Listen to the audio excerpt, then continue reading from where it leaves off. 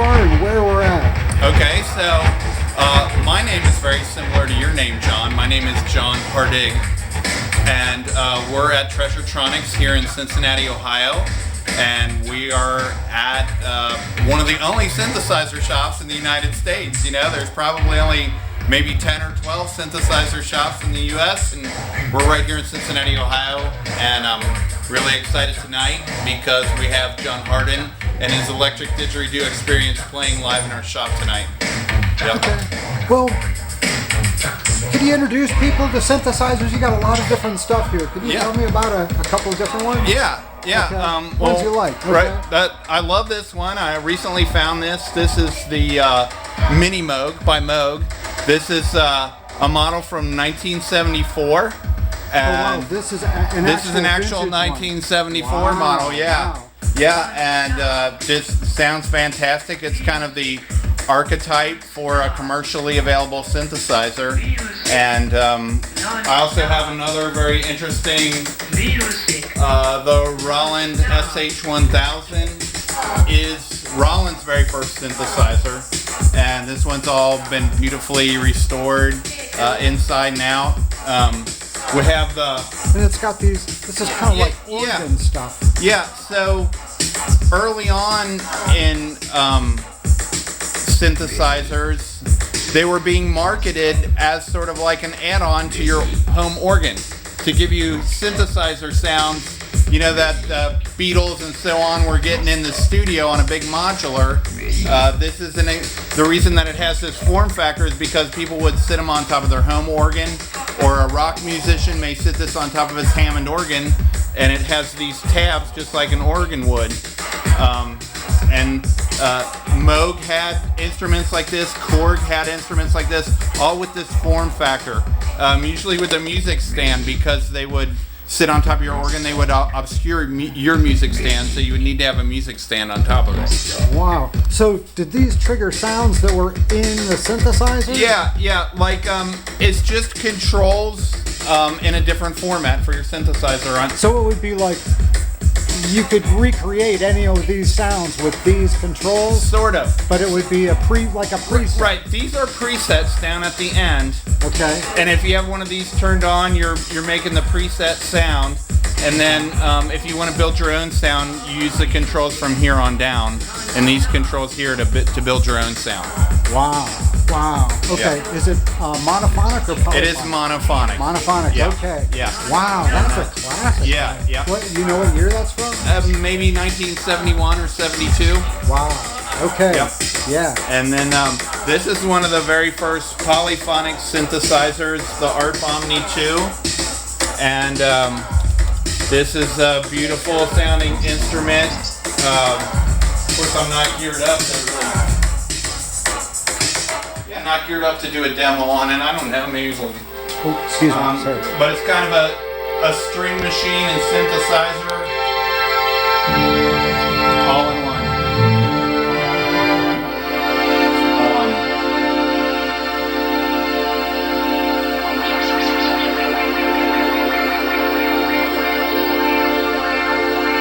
And it just has a really pretty sound. It's a little bit of a sort of a one-trick pony. It kind of does that sound and a few variations on that sound.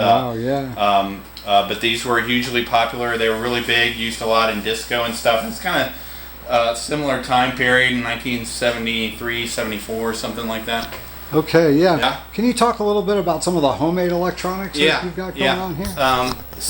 I'm really... these are awesome. Yeah, I'm really interested in...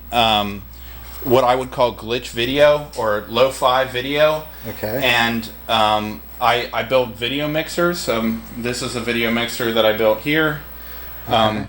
They're based on a circuit called a dirty video mixer, which is a circuit that's been around for a long time. It's a dead simple passive circuit that just involves a few components. And the idea, and the reason it's called a dirty video mixer, it's not so much because you're making dirty videos, but because you're getting sort of a dirty mix between the signals, and that's this. You see a lot of this like ghosting in between the two images and the glitchiness of how this mixes between two images. Gotcha. And, let me shoot that close if you don't mind. Yeah, please. since we're on the screen here. Yeah. Yeah. And tonight I've just got that hooked up to a black and white monitor, which is kind of more impressive in color. Yeah. And then, yeah. So the circuit's really easy. People can research on the internet about dirty video mixers. And then this is a special one that I built here, and I build them, 5 or 6 at a time, and then put them in stock here at the shop. And it's a 4-channel dirty video mixer that's built into a VHS tape case. And then I use the tape reels as knobs for the potentiometers for the mixing. And so you can mix between 2 signals over here and 2 over here for a total of 4. And then you sort of have a pan control to mix between the 2 mixes. And there's some solo buttons on the front. And you can if you look in there, you can kind of see the wires and the circuitry inside the VHS tape. And it's a video mixer made from a videotape. All right. Yeah. Oh, yeah. That's... And I'm really interested in tape in general. I'm very interested in cassette tapes. Okay. And I might be able to demonstrate this a little bit. This is a cassette player here. And we'll see if we can get some stuff going here. Let the Lord, the God of the spirits of all flesh, It's got set a man over the congregation, pitch control. which may go out before them, and which may go in before them, And a tape stop button. lead them out And it also has a built-in VCA, which is fun because you can sort of interface with something like a drum machine or something that sends trigger outs. Oh wow. Okay. And we can listen to that if I patch it into the sound system so we can hear what's going on with that. Yeah. Now that's pretty trippy. I've never seen that before. So there's going to be a signal that's going to be a trigger, like a drum trigger. Yeah, that and it'll trigger cause the volume tape so that you can hear it or not hear it, depending on whether there's a voltage there. So the tape will be playing the whole time. You Yeah. can still control the speed, Yeah. but it will control the amplifier. I Yeah. gotcha. So we can hear the tape playing here. I've got it in normal mode.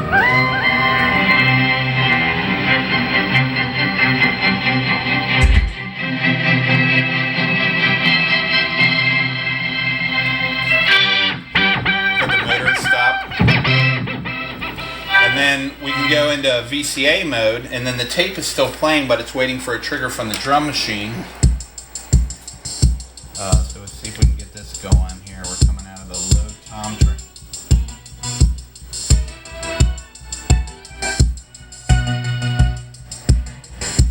Oh wow! Wherever I put an impulse in that pattern. Dude.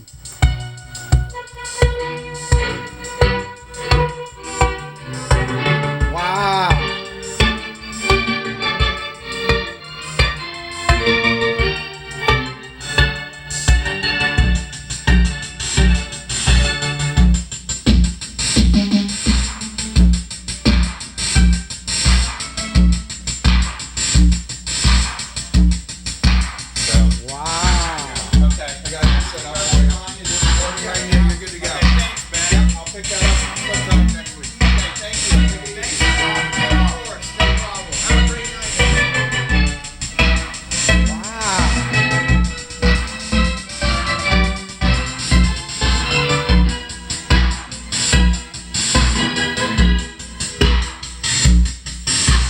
That's like really musical. Yeah, I think it, and I like to use source material. I like to use classical music a lot because it doesn't have a lot of like drum content in it. Yeah, yeah. And so it doesn't compete with the. Yeah. But really, like any voltage that will light up an LED, like the voltage from an LFO or anything like that, you can use to trigger the VCA on the tape machine. Could you do it with a contact mic? Would that be enough? Or would you need a contact mic and an amplifier? Probably a contact mic and an amplifier, or what, which is essentially what someone would call an envelope follower.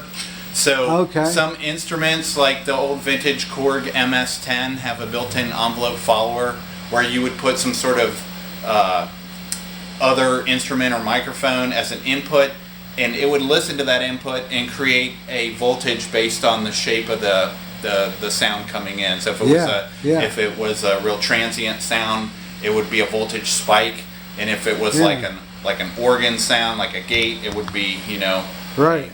a gate type signal that it would create. So, that's a pretty useful. But I've never seen it on a cassette deck before, and it was a really musical option. I can see why. That would be a cool thing to do. These are really fun, and I built them specifically from this model because I used to build them from just like whatever cassette deck I could find, and then I found that like each time I built one, it was like starting a new project from scratch, and by finding a cassette deck that had the right form factor that I liked, it's like small, right? And it's still in I could production? just keep repeating the production on this and build them a little bit more efficiently, Are they still in production, or is No, they're so not. You've but got to they were find them. super popular, and I go out and buy them in bulk. I have a search on my eBay for that particular model, and I just every time I get low on them, I'll go out and buy 5 or 6 of them. And then oftentimes, almost all the cassette decks that we have in the shop, I'm really into cassette decks. I carry a lot of them. I have to put new belts on them. That's kind of the wear item on a cassette deck. And you think like most cassette decks that you find out in the wild are already like 40 years old. Yeah. And so they kind of all need new belts. I've got 4 of them. I know. So I don't mind buying these on eBay when they say that they're broken, because 9 times out of 10 it just means it needs new belts, which I would be putting on anyway. And, So I can kind of get these, pretty inexpensively, and then do my little circuits that I do on there to give it a pitch control and a motor stop and a VCA, and and then I sell them in the shop. And, when I first opened the shop, I really thought that the circuit bent stuff would take off, and I had a lot of circuit bent stuff in stock, but I find that I think most artists find that the funnest part about circuit bending is actually doing the circuit bending. Right. And then, so people that are interested in this kind of thing often would rather just, build a device like this or something like that, rather than have me build it and then try and sell it to them. So, but some of these more musical items are like the video mixer that are a bit more ubiquitous. People really like this. This is an instrument that you can buy for, from me for around $100 and have something that you could really use in a show. Right. I really like, in addition to the VCA stuff, I like using this as sort of a narrative element, like recording someone's speech or talk, or like a Bible on tape or something like that. Okay. And which have no shepherd.